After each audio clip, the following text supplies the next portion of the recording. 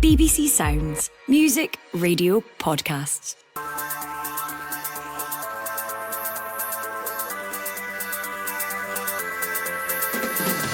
Hello, I'm McLeod, and this is the Scottish Football Podcast. All the news, views and analysis you need on Wednesday the 29th of January. It's Champions League time again. Ida's inside the penalty area. Ida, it's a goal! And Amina celebrates, but it's an own goal!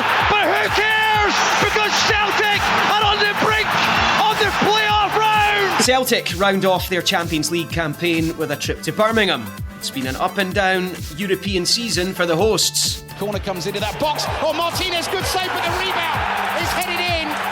And Monaco have the lead in the game. Singo, the centre-back, from 2 yards out, he couldn't miss. We'll bring you everything you need to know about the game right here.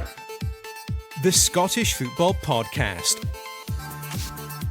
From BBC Sport Scotland. Right, thank you very much for listening, for downloading and hopefully subscribing as well. As I say, it's Liam McLeod with you for this edition of the Scottish Football Podcast, and I'm joined by a wealth of writing and indeed broadcasting talent here. Tom English, BBC Scotland's chief sports writer, and Phil McNulty, the BBC's chief football writer. Gentlemen, good to have you on. Phil in particular joining us. I'm not sure if this is your debut on this podcast or not, but it is. Lovely to have you. How's things? Very well, thank you, Liam. All good. Looking forward to another interesting week of Champions League football, I'm sure. Indeed. Now, I'm very well aware that you're an Evertonian. How are you enjoying having David Moyes back in situ? Are you allowed to say that? You've outed him, Liam. Have you no idea? Completely. I can't go through now. He's been on the radio before and he's spoken about it. So.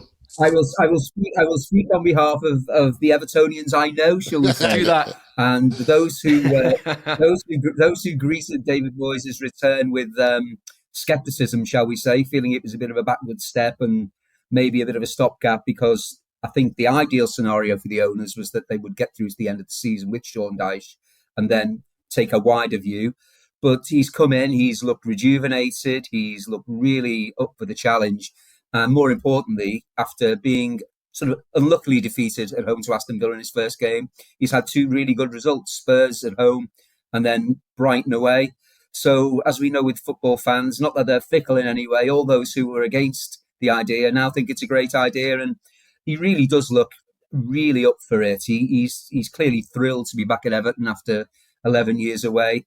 And he's made a great start. And that is all you could ask for. Whether he is the long-term answer, we'll see. But to answer your question, the Everton fans are delighted to have him back, and he really does look like a rejuvenated, revitalised David Moyes. Tom, Celtic have certainly looked like a revitalised and rejuvenated team in Europe this season. They left it late against Young Boys last week, but it was just such a massive victory. And we were on the podcast last midweek talking about ahead of that game. And they got the job done, but it was a nervy little night, wasn't it? Yeah, it was. You know, a hat-trick for the now departed Kyogo, a hat-trick of disallowed goals, penalty miss. They did everything but score a legit goal until finally they got a break with the own goal. They deserved it. You know, they were clearly the better side. I thought they'd win by a lot more against Young Boys. But they got over the line, and that's really all that matters. And it got them through to the playoffs. So, job done for Brendan Rodgers. There's been a lot in this group, hasn't there, for Celtic in terms of, you know, the Leipzig win, the Dortmund defeat, both ends of the spectrum right there. A couple of nuggety draws against good opposition. It's been a decent campaign. I think the acid test now is coming against Villa. In many respects, Phil, the pressure's off Celtic, albeit they'll want to win the game and try and finish as high up the table as possible. Same for Aston Villa, because the higher up you are, it's difficult to use this word in Champions League context, but the more simple the task it would be, the higher up you are going into the knockouts. Yeah, and I think Villa had a real disappointment last week. They went to Monaco with very high hopes of winning there. And came away beaten 1-0. And Unai Emery made no secret of his disappointment. He admitted he made a mistake himself in that he did something which the fans have long wondered whether it would work, and he played Ollie Watkins and John Duran up front. And the answer was it didn't work. He said afterwards that he made a mistake. He dug out one or two of his players as well, didn't name them, but he named those who he felt did obey his instructions and then said some others didn't. So it was a really disappointing night for them, because I think they thought they could go there and really push their way into that top 8. They still can, of course, but I think certainly they viewed last week as a real missed opportunity, and will be looking to make up for that. It'll be a great atmosphere at Villa Park tomorrow night, not just with the arrival of the Celtic fans who always add to the atmosphere, but I was there when they beat Bayern Munich earlier in the season, and it rolled back the years. The place was really rocking. Villa, of course, beat Bayern Munich, which added to it all. But, with the way they feel about the return to Champions League, which I think came as a little bit of a surprise to them. I think Unai Emery's work put them ahead of schedule to get in the Champions League this season. It really is something they're relishing. And, of course, whenever Celtic come to town with their fans and the atmosphere, I think it's going to be a great night there tomorrow night, and something on it for both teams. And Villa will want to bounce back, because they really were disappointed with what happened last week. Yeah, I mean, they had chances in the game, but Martinez made some terrific saves in the match. Yeah, it was interesting that you did point out afterwards that lots of people wanted him to play those two strikers. They thought, well, if Watkins, can do what he does, and Duran, who is incredibly talented, but no doubt a bit of a maverick, put them together, see what they do, and it just didn't work, and he had to admit that afterwards. Liam, you were saying there that it's better the higher up the table you are, the better. I know what you're about to say here. not necessarily. I know. So Celtic are 18th at the moment, right? If they stay, and I'm sure they won't, but if they stay in 18th place, they could be playing. There's currently scheduled to be playing Bayern Munich or Real Madrid in the playoffs. Now, yeah. So I would suggest it's not in their interest to stay in 18th place, because currently, again, if you look at the UEFA table and who's scheduled to play who currently, if they dropped a couple of places, they'd be playing Feyenoord or Lille. So it's a big difference. Yep, massive difference. They could go up a couple of places and get a softer draw. They could go down a couple of places and get a softer draw. Where they don't want to be is where they are right now, because that's toughest draw of all. I just wonder, Tom, had Celtic not won the game last week, whether Kyogo Furahashi's move to Rennes would have gone through before this match. I know some of the Celtic fans, I think, are a little bit upset that they didn't get a chance to say a proper goodbye to Kyogo last week. Obviously, Jota's come to the club. He can't feature in this one. But Kyogo has been such a talisman for them, and they didn't get the chance to say their goodbyes. And he's going to be a big miss, isn't he? Yeah, I think he'll be a miss. It'll be a miss if he's not replaced. I know Jota comes in, but he's obviously not going to play through the middle. Maeda might play through the middle now, because they've got 3 excellent wide players. They will miss him. They'll miss his big game temperament. He came into his own when the stakes were at their highest, dug him out of a lot of holes over the years. And it's a shame. Look, every player wants the great farewell, but the grand scheme of things, he'll move to France, and very quickly he'll get into Rennes mode. Were you quite surprised, Tom, that he, as Brendan Rodgers said, he'd made it clear and plain that he wanted out of Celtic? Yeah, I am a little bit. Especially to a club like that, because it's not that's a relegation struggle they're in, and he obviously wants to try and play his way into the Japanese World Cup squad. That's going to be very difficult when you're scrapping at the wrong end of the French league. So it is curious. Maybe it's a big last payday for him. I don't know. But he's obviously he was totally in love with Celtic, and Celtic fans were totally in love with him, especially young Celtic fans who kind of saw he was kind of their Henrik Larsson. The kids of today, Celtic fans of today, would look at him the way slightly older fans would have looked at Henrik Larsson. He was the kind of the flamboyant player with a huge personality. I am surprised that he's gone to that. I'm surprised he's gone to Rennes at that level. I thought he'd be looking for something a bit higher, because are you going to play yourself into the French World Cup squad, or this Japanese World Cup squad playing at the wrong end of the French league? I don't know. I have a friend, Tom, I have a friend who I used to work with when I worked in Liverpool, and he's moved and he lives in France. He's a sports journalist. He was one of the original journalists for France Football when it started over here, and he's lived in France for many years now. Oh, yeah. And he follows Scottish football very, very carefully. Greenock Morton is the team he follows very, very carefully. And he is amazed by both sides of this deal. He said he was very surprised that Celtic was selling Kyogo, given that he's seen what he's done for Celtic over the years. But if anything, he was even more surprised by the club he has chosen. He just doesn't get that half of the equation at all. He finds it a very strange move. That Celtic would want to let him go now, but perhaps even more so the fact that he's gone to Rennes, which he said he just doesn't quite get what the attraction for a player like Kyogo is to leave Celtic for Rennes. It puts potentially a big onus on Adam Ida just now. I know Celtic are in the market for another striker. They've got one or two things, I think, on the go. But the pressure's on Ida now, isn't it? It'd be interesting to see if he goes with Ida or Maida through the middle. When Jota comes into the side, then that is some pacey front three he's got there in Jota and Kuhn either side of Maida, if that's the way he wants to go. But who do you think he'll go with at Villa Park in that striker position? I think he'll go with Ida. I think it'll be a kick in the teeth if he doesn't go with Ida. This is a chance for Ida now, and it might be a very limited window.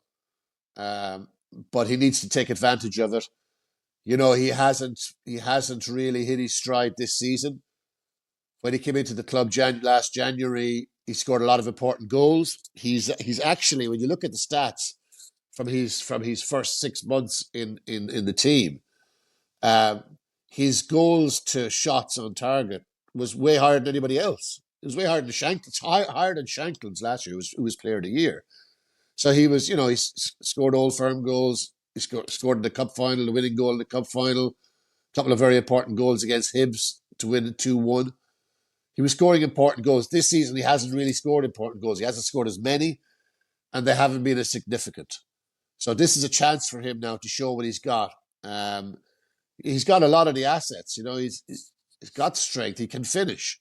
I think his confidence is low because he has been playing second fiddle to Kyogo. I hope they give him a chance before, maybe parachuting Maida in through the middle or bringing somebody else and making him the number one. I hope to give Ida a chance to show what he's got. Phil, they don't certainly didn't come around very often, but we've had 3 Battle of Britons now in the space of just over a month, with Spurs' visit to Ibrox in the Europa League last month, and then obviously Rangers were at Old Trafford last Thursday.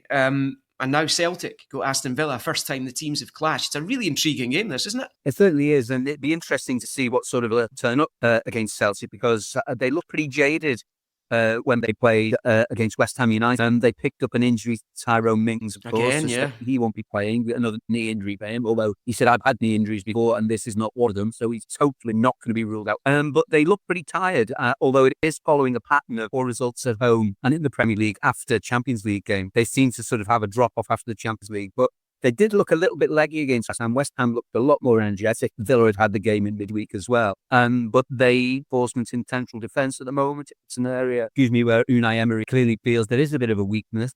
They ended up playing with Luca Dean at centre half in the cutting stages of the game against West Ham, and it was evidence that Luca Dean may be anything, but he's not a centre half, so I don't think you're risking him there again. So I think it will be very interesting for Celtic to see what sort of Villa they come up against. I mean, they've been very formidable at home, used under Emery.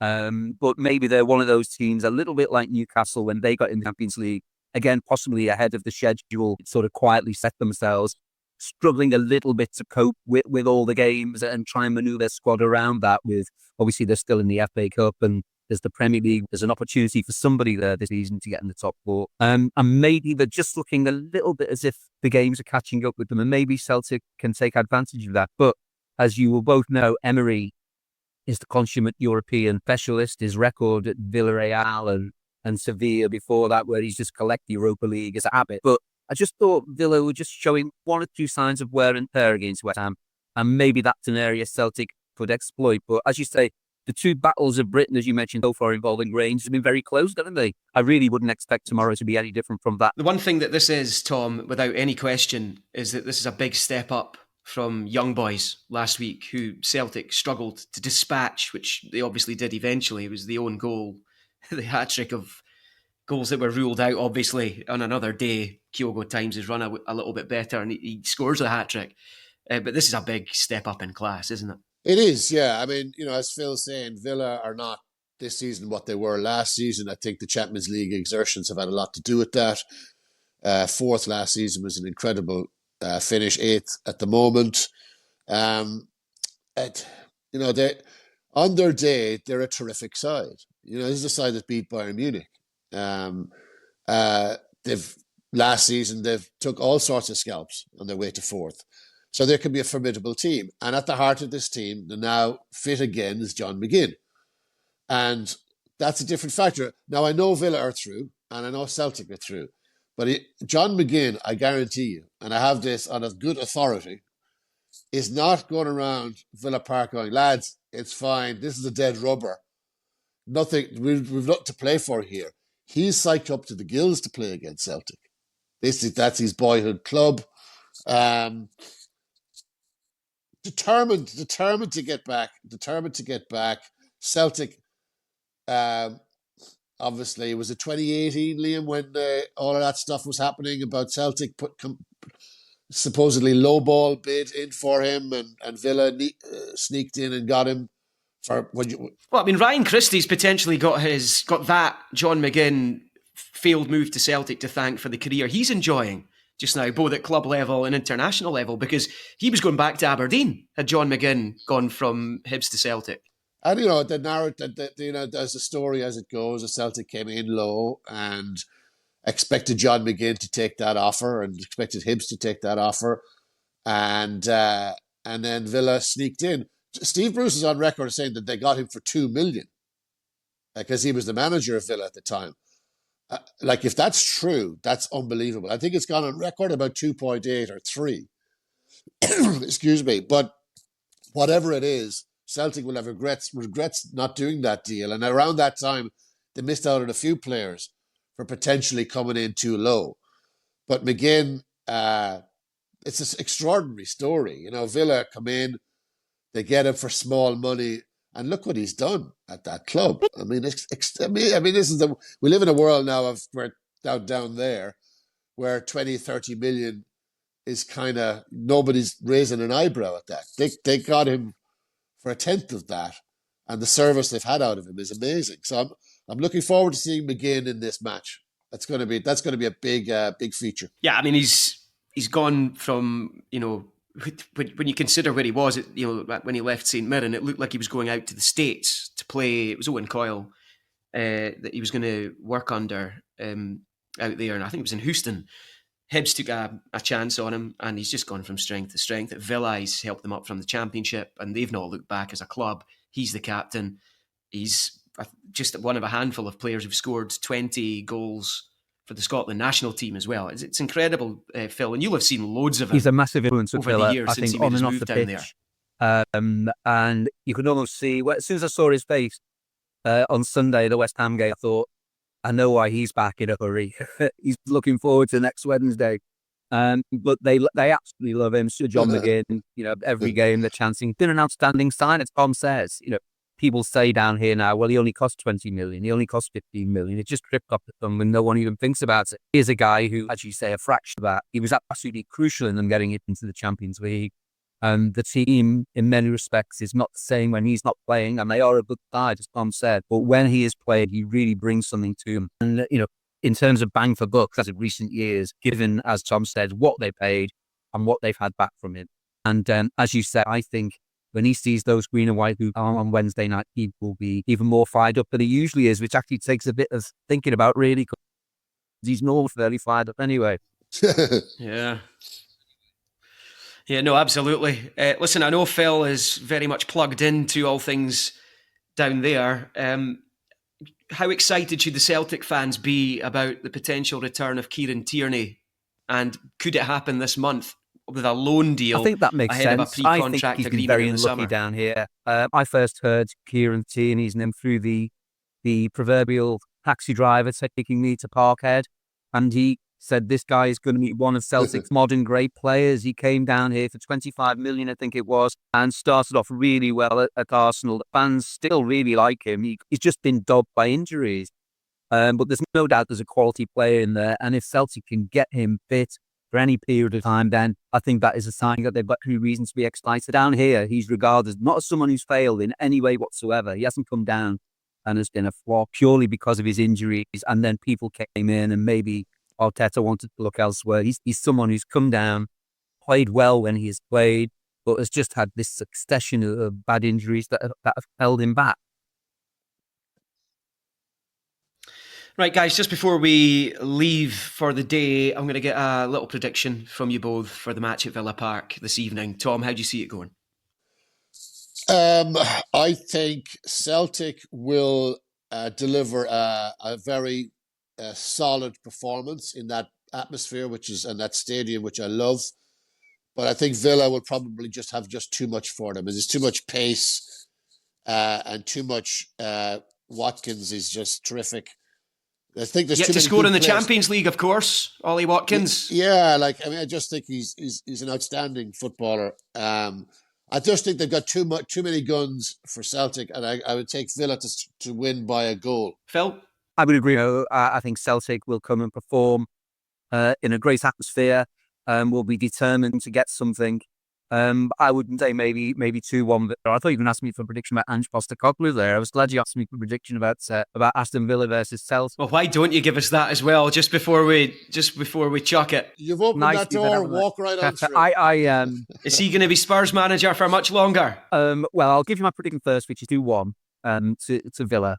He's a figure that intrigues a lot of people, not just because of his interviews, but also the way his team has performed since he arrived. You go to Spurs and you are guaranteed entertainment. What sort of entertainment that will be, you don't know. But I think at the moment, Daniel Levy, for once, is staying his hand because I think there has to be an understanding, despite the fact that they're in 15th place and have lost 13 league games, which is really appalling, to be honest with you. He has suffered the most horrendous list of injuries. Key players. I think particularly the two central defenders, Romero and Van der Ven, although you wonder whether Ange was possibly responsible himself, raced them back after injury to play against Chelsea in December. And Van der Ven in particular is absolutely crucial. I'm sure you guys will have seen him to this high line that Ange won, because he has got, I think he was timed as the fastest player in the Premier League. So in that type of formation, he is absolutely crucial. So I think there is an understanding that he has suffered this terrible run of injuries. I think he's okay for now, but you're never quite sure with Daniel Levy. And of course, the fans have really turned on him as well now, which is never a good sign for any Spurs manager. Well, it's all about Brendan Rodgers, the current incumbent at Celtic, and their efforts to try and potentially get as high up that Champions League phase table as they possibly can. Looks like top 8's going to be beyond them. They need, I think it's 7 results to go their way, as well as a victory for them in Birmingham. But that's all we've got time for just now. It's a big European week, of course. Aston Villa Celtic live on Sports Sound on BBC Radio Scotland on Wednesday evening. And don't forget, Match of the Day has Champions League highlights on BBC One a little later in the evening. And look out for Rangers against Union Saint-Gilloise in the Europa League Match Day 8 on Thursday, also live on the radio. And we are here with new episodes of the Scottish Football Podcast bright and early every day. So to make sure you don't miss out, subscribe on BBC Sounds and have push notifications turned on in your phone. Thank you to the guys, Tom and Phil, and from me, Liam McLeod. Bye for now. Sir Alex Ferguson is the most successful British manager of all time. Nobody is above him or this football club. So how did an apprentice toolmaker from Glasgow become one of the most iconic figures in sporting history? His strength of character, his determination, the fight in him. He can be persuasive, he can be charming, he can be frightening. I'm Kelly Cates, and this is Sporting Giants Sir Alex Ferguson. I didn't want to feel, I couldn't feel. Listen on BBC Sounds.